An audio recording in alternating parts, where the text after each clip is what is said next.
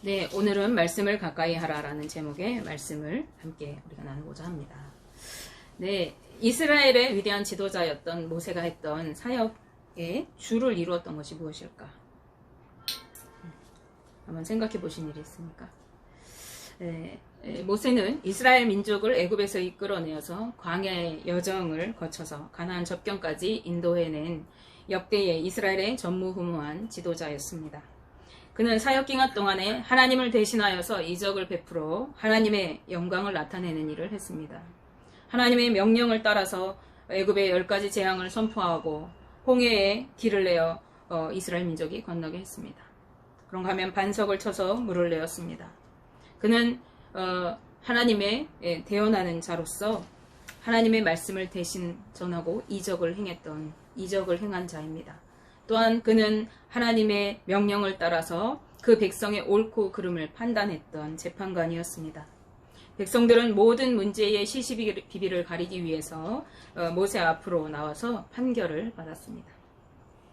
그런가 하면은 하나님의 백성들은 이 모세가 말씀하는, 선포하는 말씀을 들어야 했습니다. 모세는 하나님의 말씀의 대언자였기 때문에 그렇습니다. 모세가 하나님께 받은 말씀을 백성에게 선포함으로 이스라엘 백성이 하나님의 말씀을 따라 진영을 이루고 행진하기도 하고 머물기도 했습니다. 하나님의 말씀을 따라 성막을 짓고 예배하게 했습니다. 하나님의 말씀을 따라 정하고 부정한 것들을 가려내게 했으며 백성의 법 질서를 세워갔습니다. 하나님의 말씀을 따라 백성을 대표하여 주님 앞으로 나가 제사해야 할 제사장들을 세우고 또 그들을 도와줄 레위인들을 구별하여 세웠습니다. 또한 그는 중보자로서 하나님과 백성 사이에서 백성을 위해 늘 깨어 기도하며 그들의 죄악을 자신의 것으로 여기며 눈물로 기도하였고 또 하나님의 사랑과 긍휼의 마음을 백성에게 전해주어 알게 하였습니다. 이 많은 모세의 사역들 그 중에서 그가 가장 많은 시간과 노력을 들여서 행해야 했던 사역은 바로 이스라엘 백성들에게 말씀을 선포하고 그 말씀을 부지런히 가르쳐서 그들이 그 말씀을 따라 살아가게 함으로써 하나님의 언약 백성으로서의 본분을 다하게 하는 것이었습니다.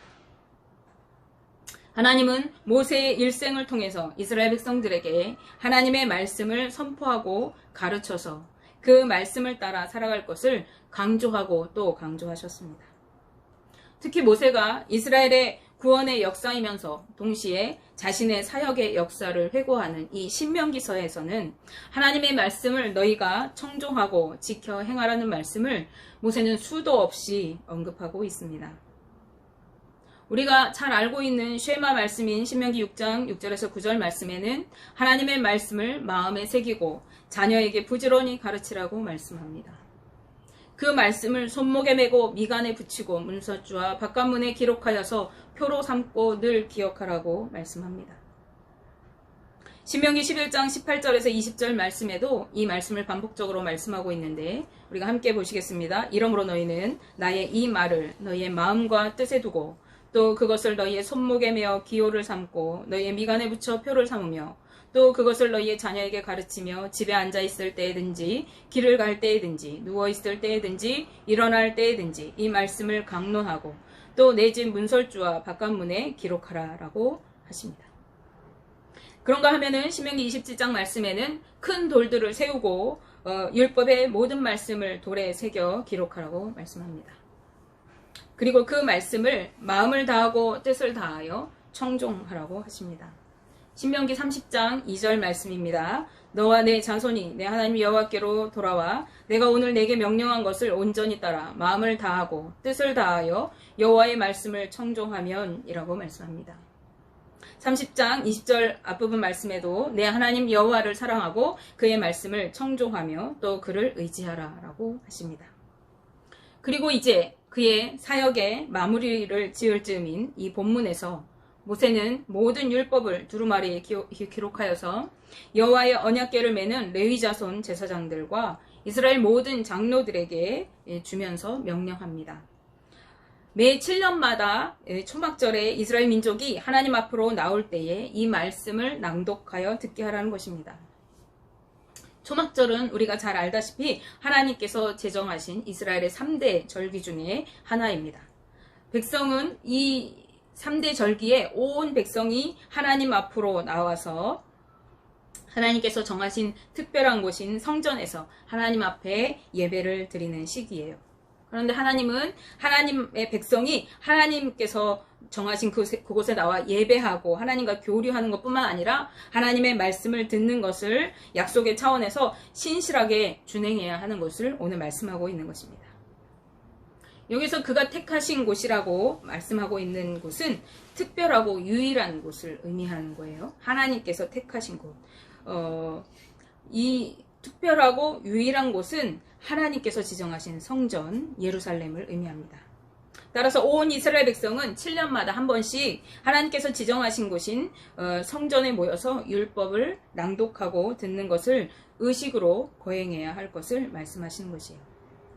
이것은 우리가 지난 주일에 봤던 것처럼 새로운 언약을 세우기 위한 것이 아닙니다.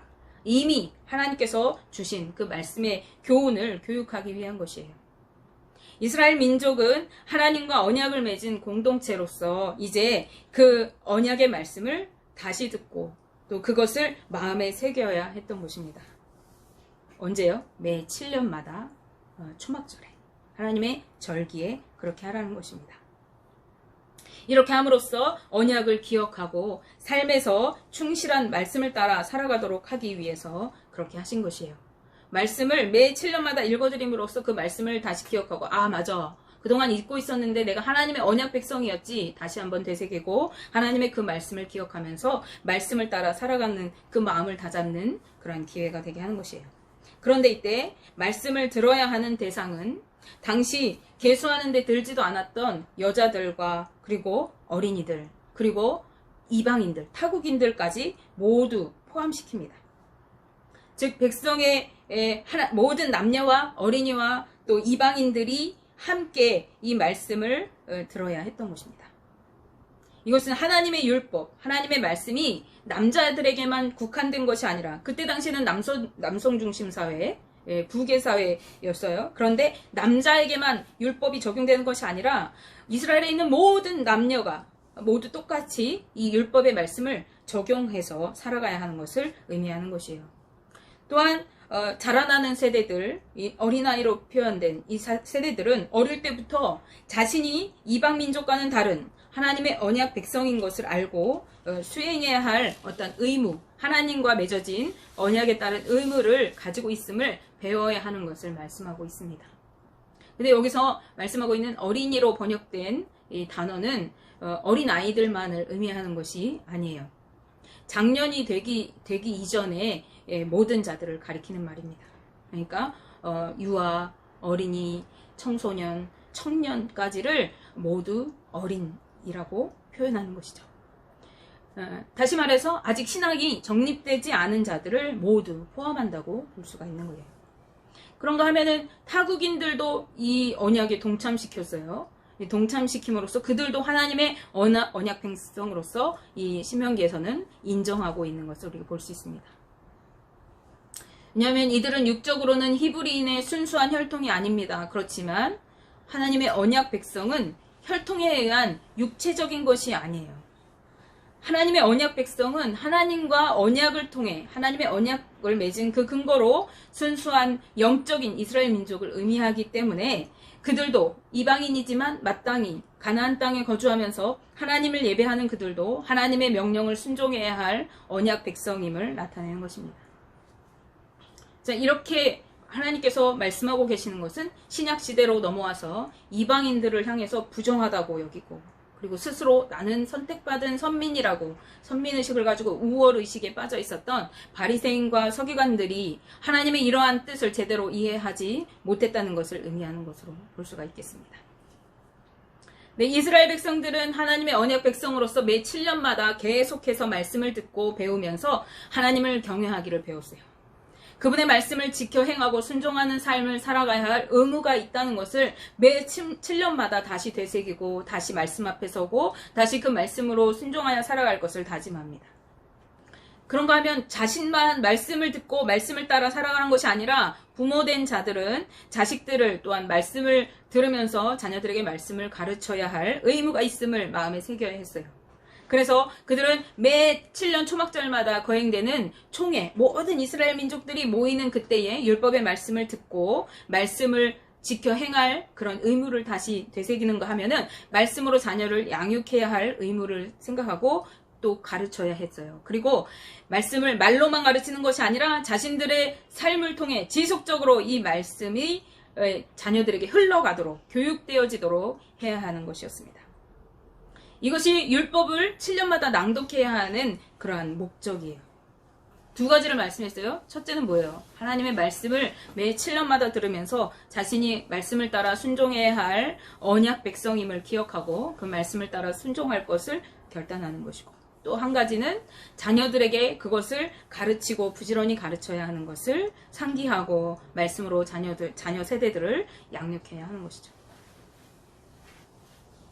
이처럼 자녀를 말씀으로 양육하는 의무는 그들이 가나안 땅에 거주할 동안에 항상 지속되어야만 했습니다.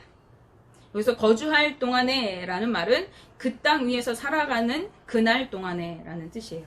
그 땅 위에서 살아가는 그날 동안. 한마디로 그들이 하나님께서 축복하신 그 땅에 거하는 동안 내내 그 일을 행해야 한다는 거예요. 이것은 그들의 일생 동안 해야 한다는 의미입니다. 그들은 평생에 말씀을 청종하고 말씀대로 살아갈 뿐만 아니라 자녀들에게 가르치는 일도 그들의 생명이 닿는 날까지 계속해서 가르쳐야 하는 거예요. 이 말씀은 구약시대 그랬었구나 끝나는 것이 아니라 오늘 기록된 이 말씀을 가지고 있는 하나님의 말씀을 소유한 우리들에게도 행해지는 말씀입니다. 우리는 이 말씀을 선포하고 자녀 세대들에게 가르쳐서 모든 사람들로 하여금 하나님의 말씀을 지키게 하고 그로 말미암아 사람들이 복을 누리며 살아갈 수 있도록 하는 사명이 우리 모두에게 있음을 깨달아야 하는 것입니다. 말씀을 따라 살아가는 삶이 축복의 삶입니다.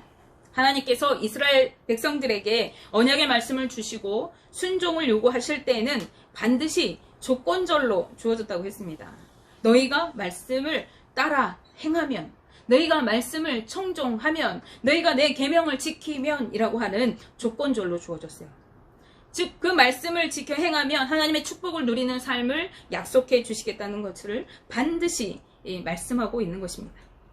신명기 11장 21절 말씀에 그리하면, 이 앞에 보면 뭐겠어요? 말씀을 청종하면, 내 계명을 지키면, 그리하면 여호와께서 너희 조상들에게 주리라고 맹세하신 땅에서 너희의 날과 너희의 자녀의 날이 많아서 하늘이 땅을 덮는 날과 같으리라 라고 하십니다. 하늘이 땅 위에 펼쳐져 있는 그 모든 날 동안에 너희가 하나님의 약속의 땅에 거주하게 될 것이라고 하시는 거죠.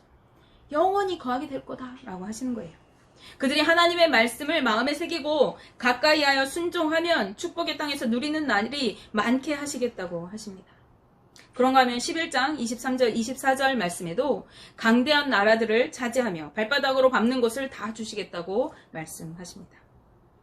신명기 30장 말씀에는 긍휼히 여기시고 포로된 땅에서 돌아오게 하시고 약속의 땅을 차지하고 번성하게 하실 것이라고 하십니다. 뿐만 아니라 마음의 할례를 베푸셔서 하나님을 사랑하게 하시고 말씀을 따라 더욱 순종해 살아갈 수 있도록 해주신다고 하십니다. 그가 손으로 하는 모든 일과 그의 자손과 그의 가축과 그의 토지의 소산을 풍성하게 하신다고 하십니다. 그리고 그를 기뻐하셔서 복을 주시겠다고 약속해 주십니다. 이러한 말씀들을 한마디로 말씀드리면 무슨 말입니까? 내가 너를 복주고 복주겠다고 하시는 것입니다. 어느 때에 이런 복을 주고 또 주시겠다고 하시는 것입니까? 바로 우리가 하나님의 말씀에 순종하며 말씀을 따라 살아갈 때입니다. 왜냐하면 하나님은 복의 근원이시고 우리의 생명이시고 우리의 장수가 되시기 때문입니다. 장수는 싸우는 장수 아니에요. 수명이 긴 장수를 의미합니다. 신명기 30장 20절 말씀을 함께 보시겠습니다. 내 하나님 여호와를 사랑하고 그의 말씀을 청종하며 또 그를 의지하라. 그는 내 생명이시오 내 장수이시니 여호와께서 내 조상 아브라함과 이삭과 야곱에게 주리라고 맹세하신 땅에 내가 거주하리라. 아멘. 하나님을 사랑하고 의지하며 그분의 말씀을 청종하는 삶은 생명과 축복과 장수함을 누리는 삶으로 하나님께서 베풀어 주시겠다고 하십니다. 우리가 하나님을 사랑하는 방법이 무엇입니까? 우리가 하나님을 사랑하는 방법은 바로 그분의 말씀을 청종하고 그 말씀을 따라 살아가는 것입니다. 요한복음 14장 21절 말씀에서 예수님은 나의 계명을 지키는 자라야 나를 사랑하는 자니 나를 사랑하는 자는 내 아버지께 사랑을 받을 것이요 나도 그를 사랑하여 그에게 나를 나타내리라 라고 말씀하여 주셨습니다. 말씀을 마음에 새기고 가까이 하며 말씀을 따라 살아가는 것이 하나님을 사랑하는 것이래요. 그것이 왜 하나님을 사랑하는 것이 됩니까? 왜 말씀을 가까이 하고 말씀을 따라 살아가고 말씀을 늘 마음에 새기는 것이 하나님을 사랑하는 것입니까? 주영, 왜 그렇습니까?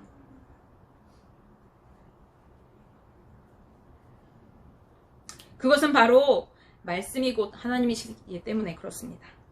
요한복음 1장 1절 말씀에 태초에 말씀이 계시니라 이 말씀이 하나님과 함께 계셨으니 이 말씀은 곧 하나님이시니라 라고 말씀하십니다.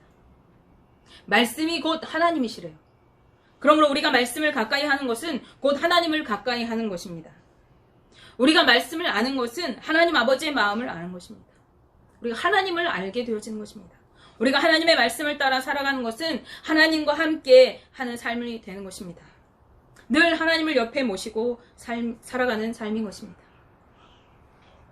그러기에 모세를 통해서 하나님의 백성을 이끌어내시고 그들에게 말씀을 주시고 교육하게 하심으로써 이제 약속의 땅의 일을 당신의 백성들과 함께 하시기 위한 원하시는 그 하나님은 그들에게 그 말씀을 의식적으로 계속해서 읽어 들리게 하고 교육하며 말씀을 따라가게 살아가게 하시면서 그것을 자녀 세대들에게 계속해서 가르치도록 명령하십니다. 말씀이신 하나님을 늘 가까이 하고 그 말씀을 따라 살아감으로 하나님을 두려워할 줄 알게 돼요. 하나님을 경외할 줄 알게 됩니다. 그리고 그 하나님의 말씀 따라 순종하여 살아가고 하나님을 사랑할 수 있게 되어지는 것입니다. 이 명령은 오늘 우리에게도 동일하게 말씀하고 계시는 것입니다. 그러므로 말씀을 가까이 하십시오.